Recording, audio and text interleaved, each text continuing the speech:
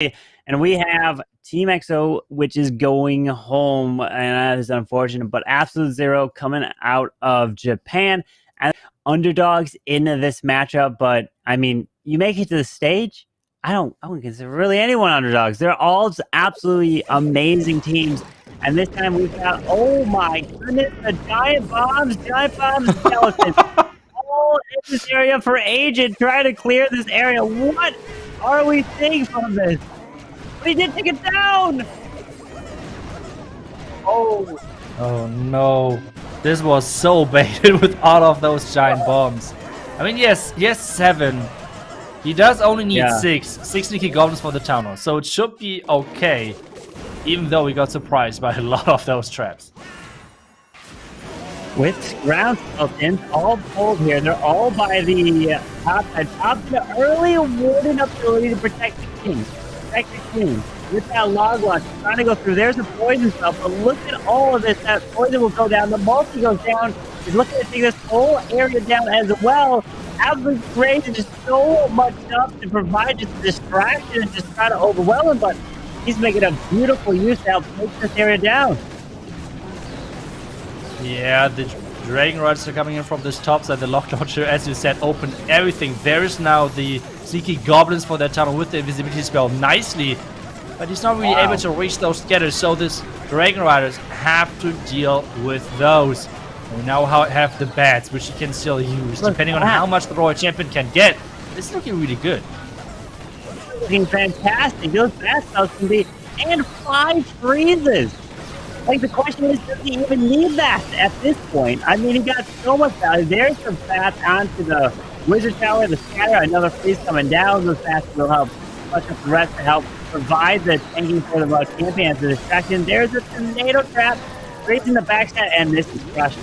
Agent absolutely crushing this one here, making it look easy. Yeah, I mean, you always mention it as well, and you love to have those player face cams in your videos as well, because I think it's just so cool. Like, just this small thumbs up, knowing that the pro already sees, okay, it's going to be a 3-star. Like, I think overall it's really cool to see at which point the pro players already know that it's going to be a 3-star, because I feel like we are still like speculating, okay, how is it going? But they already know, like, okay, no problem, let's just give the thumbs up. It's going to be an easy 3-star, and that's exactly what Agent did right there. Nice attack. Yeah, it was a beautiful attack. I couldn't believe what he did with those bats and Dragon Riders. We'll just have to see what they can keep it up with. Can they bring more 3-stars?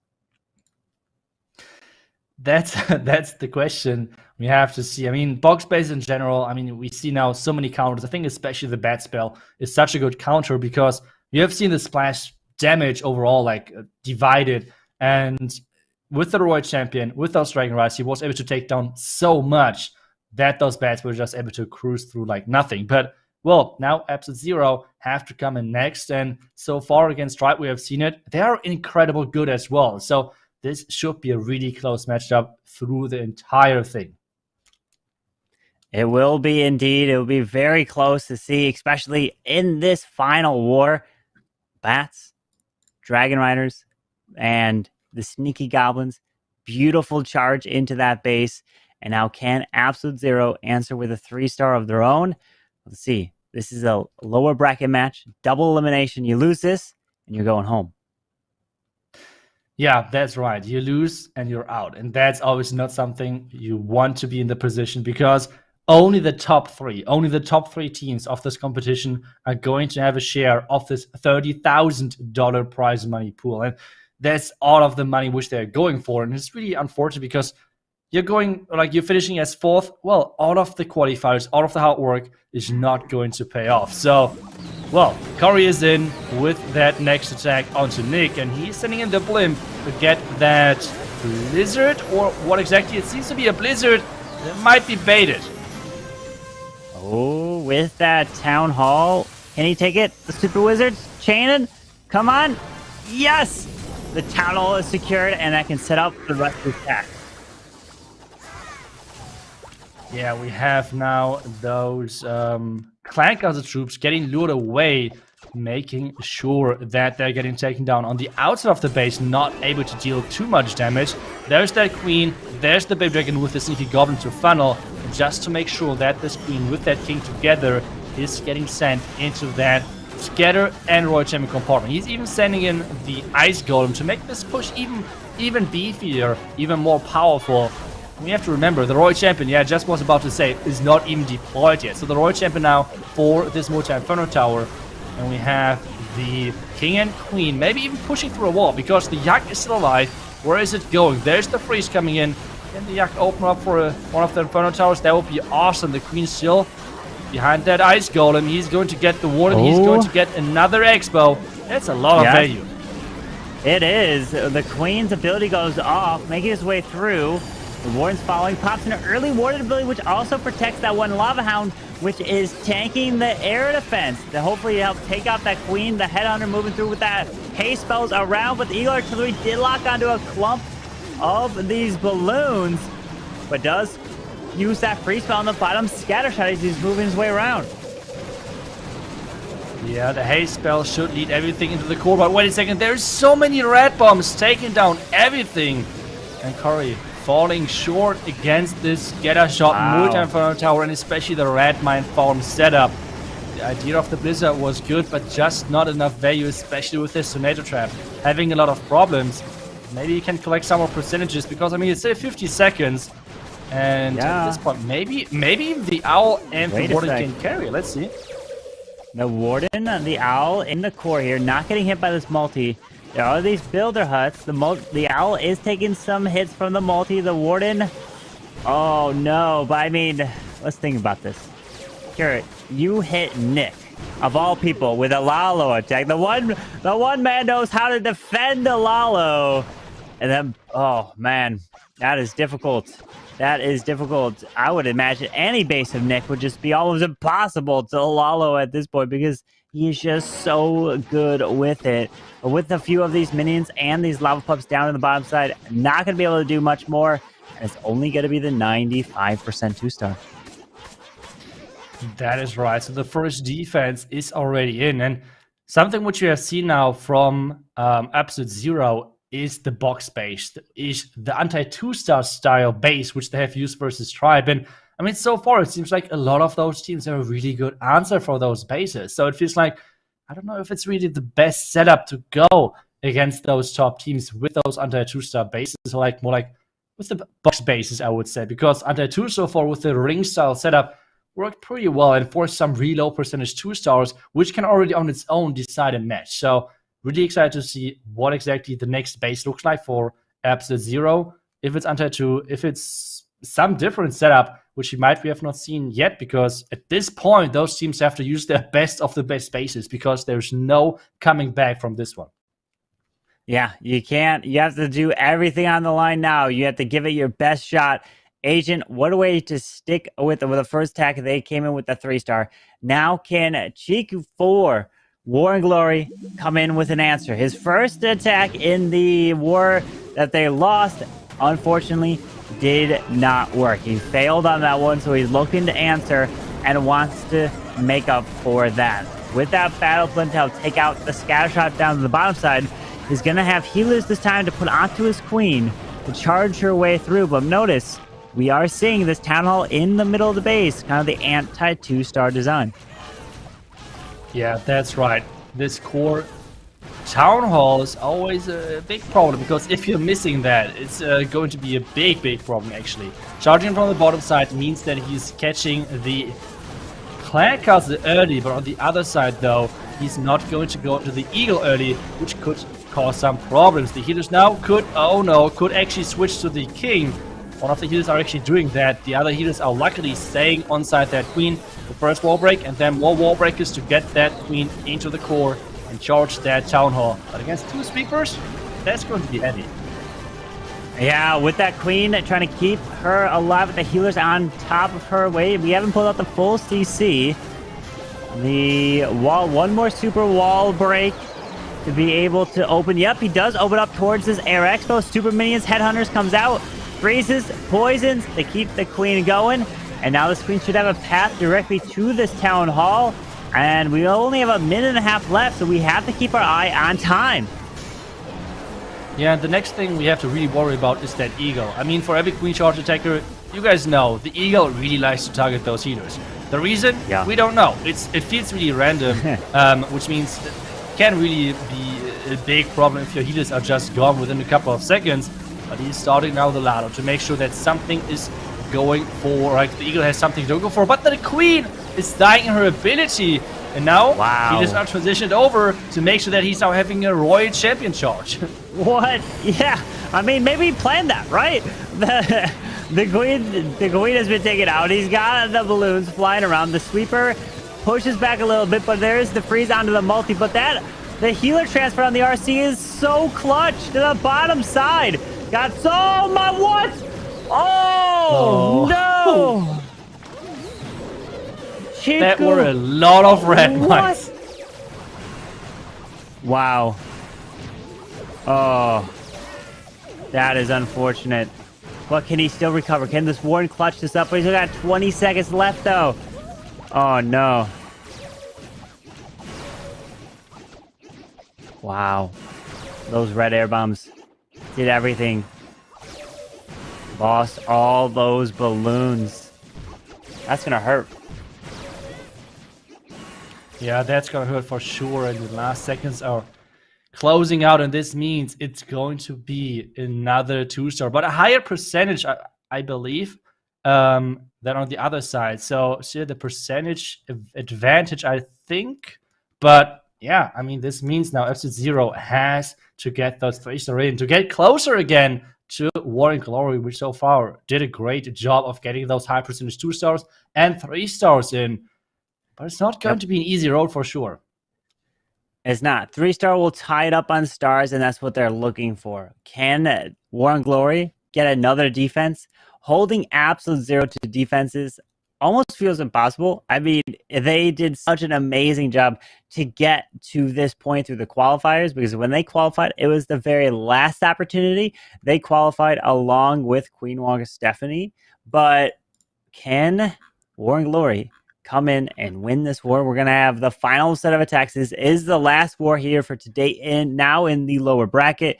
And the next set of wars will happen next weekend, next Saturday and Sunday. Same times. You don't want to miss that. But now we have Chichen coming in with the Zap Lalo, starting off with that lightning spell to help grab a little bit towards the right side of the Eagle Artillery. And we do have a single target Inferno all the way in the middle of this base. Unless there's a bunch of red air bombs, that shouldn't be too big of a threat for the Lalo. Yeah, that's right. Sending in that king this far right side. I mean, the wall breaks are always kind of tricky around those areas. Like, they can go wherever. It's really unpredictable. That's why those walls are always open, if you're wondering. Royal Champion in there as well. And now that king has to get a lot of value with that Royal Champion together. Because, I mean, Queen using the freeze and Royal Champion. Yeah, the Royal Champion pushing in there. There's the wall break for the Queen, getting that, hopefully getting that Town Hall. Yeah, the Town Hall is up. The Queen should be able to grab it. But the scatter shot stays up and not able to take the scatter down. One more shot. Oh my. He took it down with the final shot there. Queen's ability goes off. Town Hall secured and grabs the Air Expo, or the Expo 2. With the CC lured out. Now he can try to pull it off to a corner. Nope. He doesn't pull the CC off. He's going to start the Lalo now on the bottom side with the Stone Slammer. Yeah, and there were a lot of black mines, making sure this hound is popping right away. So not a lot of taking from this first hound. There are even more black mines around this bottom side. So War and Glory really expected some type of blizzard or some type of recharge maybe from this bottom side. Who knows? But there we go now with that haze further into the base. But the sweeper is pushing everything around that multi-inferno tower. But a nice slammer pop, making sure that this multi-inferno tower is getting taken down. With the balloons pathing around with another haste and invisibility spell still to use. Balloons coming to the top side. That Wizard Tower is going to be the worst thing remaining in terms of splash. Makes the Dragon Rider invisible as it locks onto the single. They'll take that down. A handful of balloons to fly their way through. Not too much health, but the Inferno Tower went down, and the balloons will help path around and take this one out with about 40 seconds left in the raid. It's going to come down to time, but it's looking like Volume 0 will get the 3-star. Yeah, really nicely done. The king should be taken down within a couple of seconds. It's the only time could be the savior over here, but I don't think that with so many troops left alive that this has any chance of failing. So really nicely done. They're doing exactly what they have to do of staying close. And with this, both teams are at those 5 stars.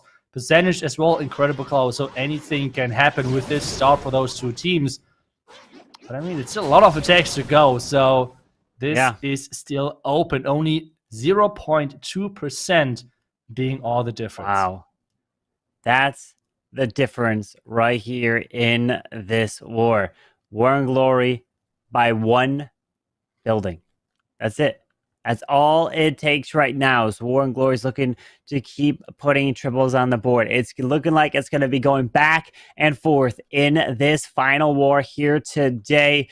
And the first day of the playoffs for the Clash of Clans Worlds warm-up with $30,000 on the line. I believe what is it? Third place gets, what, 5,000?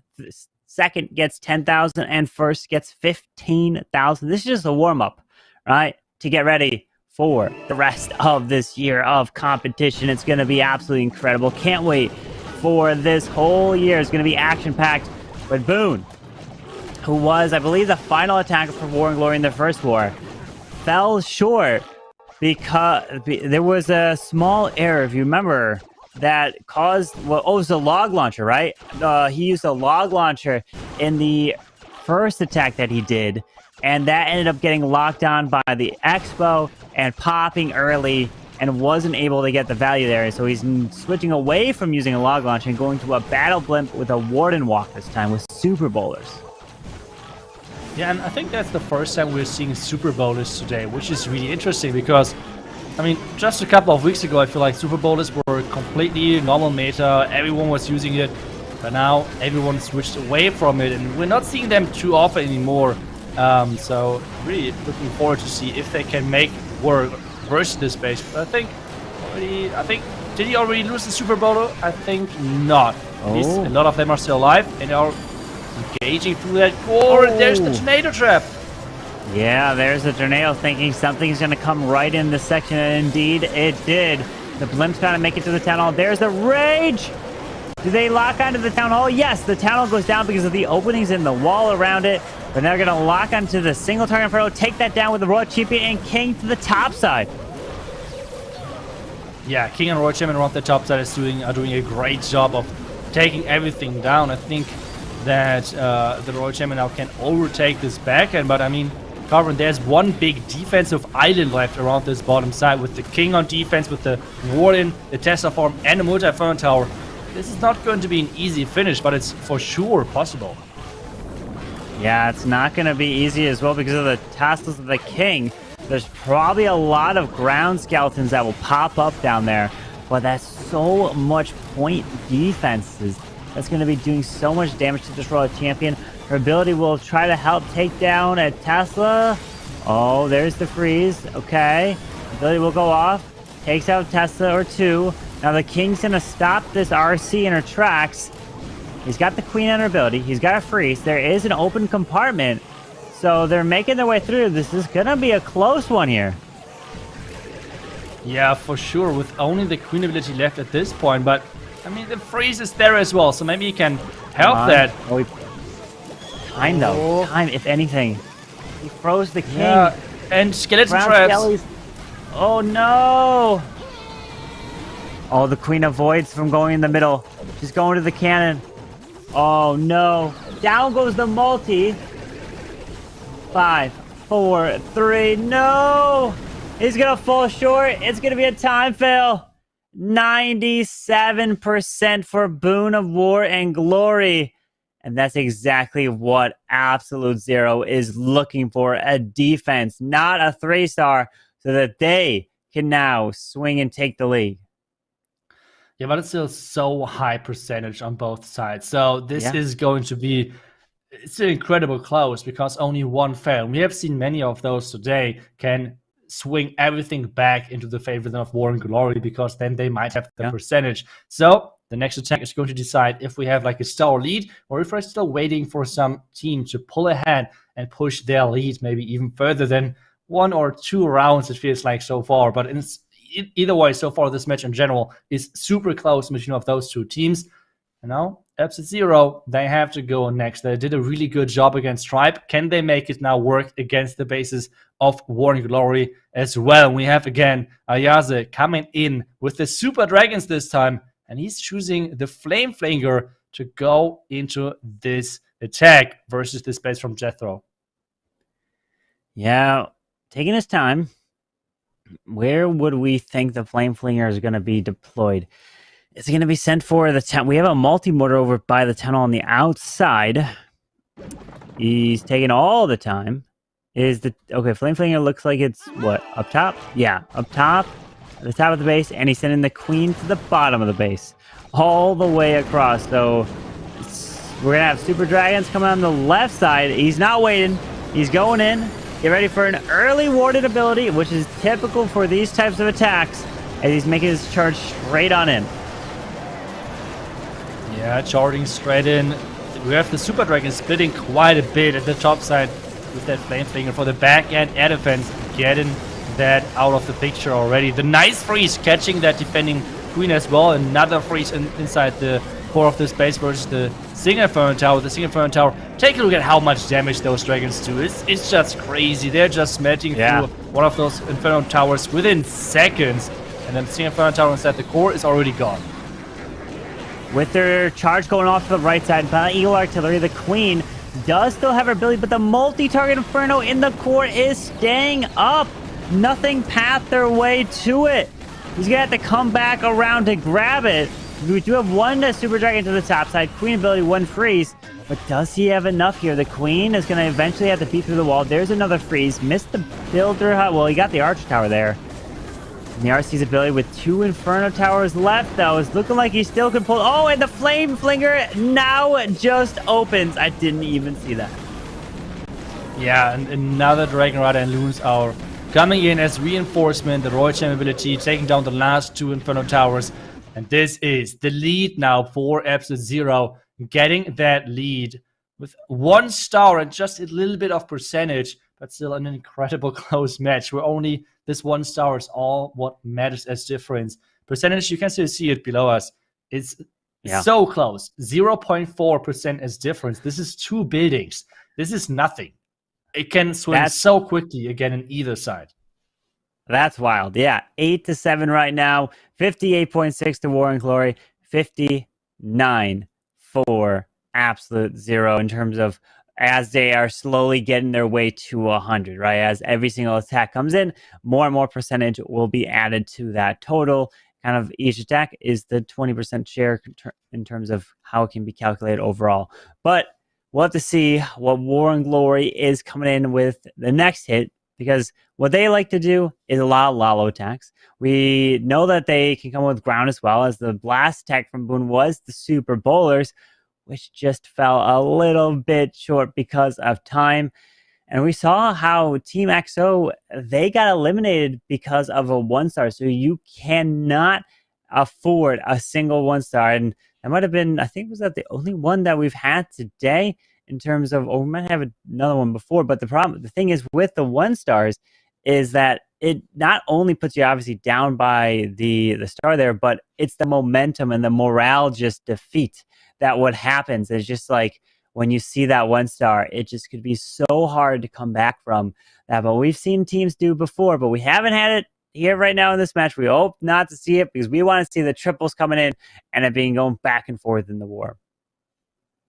Yeah, I feel like especially having those 1-stars or like attacks overall which are going wrong, it's so important to have someone on team which is keeping up this good mood. I feel like those people are like getting not enough not enough recognition for how hard their job actually is and keeping everyone motivated. But we have now Jethro coming in with another Lalo attack, and this one is actually going to start off with the Blizzard. Take a look at that value. That's already looking really, really good. Doing out the Clan Castle, getting that Town Hall, maybe even the Expo and an Arch Tower. The value is looking great. Yeah, he's grabbing that. Oh, nice last invis there. Expo does go down, and the cannon and the mortar as well. Beautiful job. Now he wall breaks his way in towards the scatter shot. Queen's going to be able to take down this Hound relatively quickly because the Super Wizards damaged it. So that's a few shots, and down it goes. Wizard up top. Now this King must push into the scatter shot and provide the tanking for the Queen, because before, that's what hurt War and Glory, and where it don't get that tanking, and if it doesn't happen, then that makes it so difficult for your Lalo.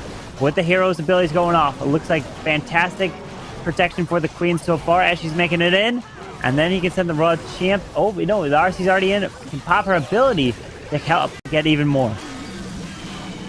Yeah, and he's now starting the ladder on this power right side to share the damage and going into 2 air defense, which is quite interesting. The first Hound is being able to tank both of them. Starting with the first haste, the Queen is still staying alive, especially with that Unicorn. It's going to be hard to take that Queen out and make sure that he's not getting too much value with that. The vulnerability not used just yet. There's a couple of Blackmans coming up. You want to block those red bombs, especially with the vulnerability, but the bottom Inferno Tower, the Inferno Tower, is causing a lot of problems. Yeah, that Inferno Tower needs to go down. It finally does just go down, but the middle multi with that Queen ability doesn't need to pop the Queen ability just yet. She's going to step on and get locked down by the Ground Expo as he's making his way around, but no more spells. So it really depends on how much these balloons can survive. And there's the Archer Tower. We got an air defense on the top side. Force that Queen ability because of the Ground Expo. Oh, this is going to be close. This is going to be a close one here for Jethro. It's going to be a super close one, but the Queen, with all of those archers tanking, this can be still good, and especially the Unicorn staying alive. There's another Tornado Trap rotating the Queen away. It's 30 seconds. There's the red bomb. But the Queen should stay alive with only this Archer Tower on defense left, and the minions and archers and everything are taking things out, and this means Jethro getting this 3-star in. What a finish! Protecting his Queen all the way to make sure that he's starting with the hero dive and finishing off with that Queen as well. Beautiful job there for Jethro, pulling the 3-star in. Needs that for War and Glory to have a chance to take out Absolute Zero, because we saw War and Glory having a 12-star war against, what was it, Vitang. And the thing was, that was a low-scoring war. If you're taking on Absolute Zero, like the other teams that have been winning, they've been putting up 14 stars, and that's what they're going to be shooting for. So obviously with some fails, you can't be getting them perfect, but that's at this stage. I remember back years ago when 14 stars was like, that was absolutely incredible. We never saw a perfect war before. And nowadays at this stage, that's almost becoming commonplace. 13-star performances in order to win these wars. 14s to give you a really good chance to be winning the wars, and just hoping that you get that 1 to 2 small mistakes for a defense for your team. And that's what it comes down to. But let's see what Absolute Zero can do. Can they pull a 3-star off? That's the big question, to see if they can get the lead back, because I mean they would then get the lead as well. So we have the next attacker coming in, and that's an interesting looking base right there. It's kind of like a box base shape, and it's going to be Super Witches. I mean, so far Super Witches seem not to have the luckiest day in this tournament, so we're hoping for a good attack, like not a 1-star again. That would be really important. It seems like he wants to enter into that scatter shot with the Flame Flinger now, then taking down the multi, the eagle, and everything around on that right side. And I love the plan so far, because there is no expos which could actually take a fire at this Flame Flinger. Yeah, we saw this base for Chico that was run in their first war that actually helped to defend. That did not get tripled because of the amount of traps that was near the Town Hall. And let's see if it can hopefully hold here against Morio. That's what you need for War and Glory. Morio is sending it in with that jump spell, leading it in with that rage. And he's going to push everything through, waiting for that perfect timing for the Warden Eternal Tome. And keep your eye on that Flame Flinger. It's still going to the far right side to grab the multi and the eagle and everything over there. Yeah, the vulnerability just came in to protect all of those witches versus the clan castle troops which come out there as well. Grenade trap is getting triggered, the channel not activated just yet. But take a look, as you said, like at that flame finger at the top side, getting so much value, it's incredible. Here's another jump spell. Where is he going to place it? That's the question. The troops are about to... Okay, nice and early jump right there, because the troops were about to go through the wall into the tunnel compartment. And now with their flame fingers, they're working on the top side. The eagle is about to fall as well. I just noticed he just dropped his king. I was like, where's his king? There it is on the outside to the left to take out the enemy king. Wow. Typically, you tend to see maybe you dropping your king in with the main push of the super witches, but he did not do that. That queen getting crazy value. Out comes the hog riders from the flame flinger, and now sending the raw champion in with them. And oh boy, those giant bombs over there absolutely smashed through those hogs. That was probably one of the most unluckiest hog flame flingers I have ever seen. Like, they got literally 0 value with those double giant bombs at the top side. Now the question is, can he take down this remaining scatter shot with his royal champion? He has a lot of spells for that, so you should be able to power through that. But then again, time is ticking. But with 30 seconds, I think, Corbin, this is supposed to be in the next 3-star, right? Oh yeah, with the RC ability skipping across, there it is with that swag invis, and there is the triple for Absolute Zero. They're gonna keep their advantage in this war by also having an additional star coming down. And look at that, 2 building difference and a star lead. So what War and Glory are looking to do is looking to triple, and then hopefully hold Absolute Zero to what, a 97% 2-star. Because if they get 98, 99, the potential could win. It could tie it up, or even if it's tied, then obviously average attack duration will then take effect and go into play. But they're trying to win based off just stars straight up. Good luck. And I think the final attacker for War and Glory, since we haven't seen him yet, it's going to be the one and only Nick. That's right. And since he's attacking so, like, as the last person, do you think he's going to go with Inferno Dragon still, or do you think he's going to switch it up? I mean, we know earlier he was the Lalo God himself, right? So is he going back to that, or is he still keep going with Inferno Dragons? Good question. Well, I mean, I can answer now. I was going to say Lalo, and I mean, I guess I can't say that I was good. I mean, I was going to, but it's too late. But he is bringing the 7 lightning spells. I mean, he's got a 3-star this to give War and Glory the chance because of the percentage game. There's the lightning. Down goes the Grand Warden. Down goes the enemy queen. He missed the Raw Champion. Granted, she was pathing around, so I don't know if you want to damage her as well. But the king's coming to the left. And we've got his Raw Champion to the bottom side of the space. So this base, I believe, is being rerun by Absolute Zero, which it was tripled, I believe, from Tribe when they played him. But now the Road Team's ability goes off, and does he force this queen to the left side to follow behind this king? Yeah, I remember, like, Nick really used, like, earlier a lot of times those golden hero dives onto those ringside bases. So I'm really excited to see him do that now as well against those bases. We have Rocket Dunes on the left side to push those Rocket Dunes into the Archer Tower. So the pathing is set up. Now, is he going to use a Rage maybe for some Yeti action around that town? That would be great, but no, instead it's the triple Ice Golem Clan Castle. That's a lot of tanking, and this means he's providing his queen a bit more time. This means I guess he's not using that Rage for his queen, which could be a problem because this town hall is still really far away. Notice what he did.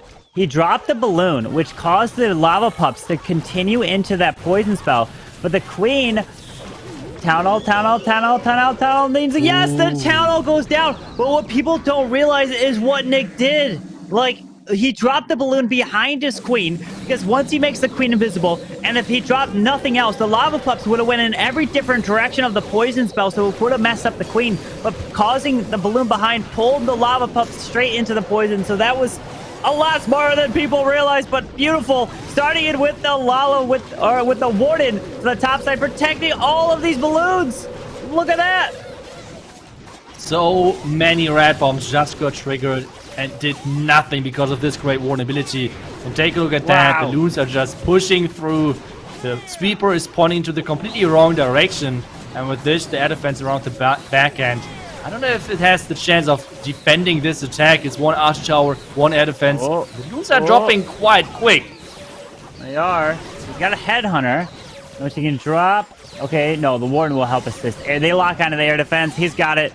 30 seconds left, and he's breathing a sigh of relief, and it's going to force put the pressure on Absolute Zero to have to get at least about a 98% 2-star to try to win this war.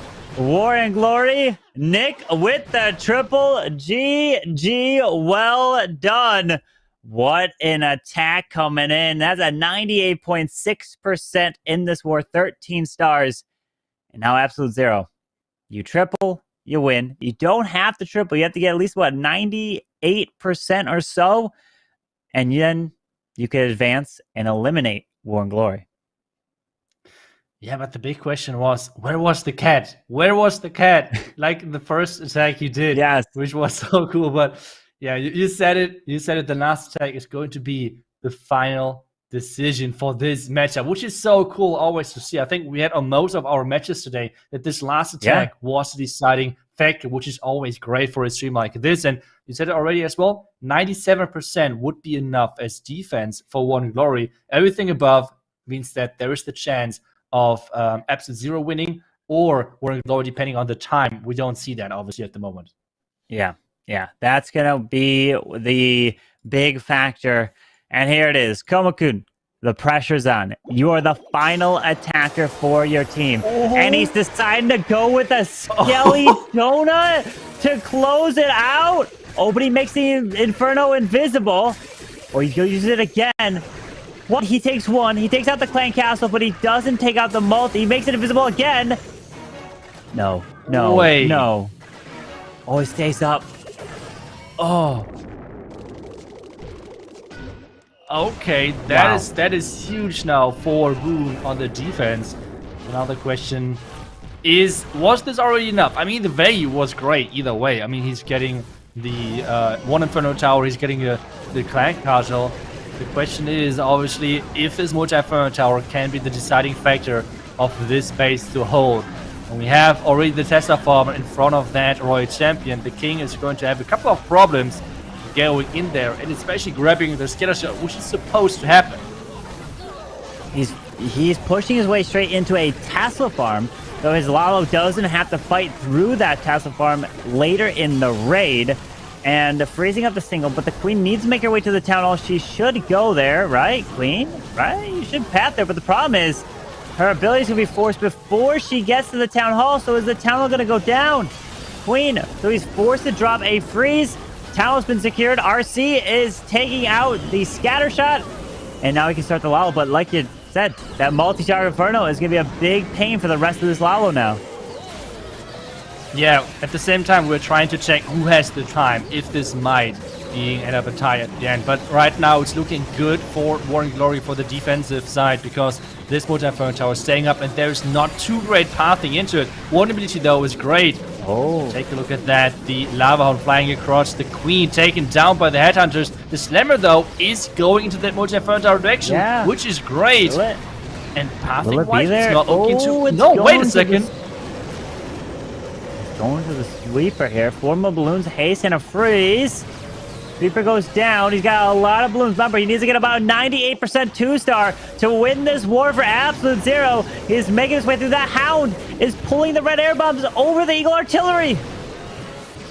Yeah, and the loons are closing in more and more on this back end. The multi-Inferno Tower staying alive is so clutch for the defense right there. But there's just so many loons. Time is now going to be a factor. 25, 26 seconds roundabout, and there's more air skeleton traps coming up. The King is tanking and providing some tankiness. This is going to be so close. He needs to get at 98, 10 more percent. The minions are helping clean up. 1391. Can the minions get it? Balloons, the final, the war is helping. It's going to rack up at the final second. 93, 94. Oh my gosh. No way. No way. 97. What? Is it tied? What? It's tied. Oh, I said a 97. One building. No, it's a one build. Oh, he needed a 98, so 98 would have tied. One building, so War Glory wins. Oh, it was a one building. He needed that 98 to tie it. 99 was the win. Oh my, GG to War and Glory. One building. Won them the war. Incredible. Oh my goodness. I'm shocked. Look at that. 98.6 to a 98.4. What did we just see, Itsu? What? That was so close, especially everything coming down to time at the end, and just this one Inferno Tower, which he missed due to one invisibility spell, which he misdropped just a tiny bit. And you can see it.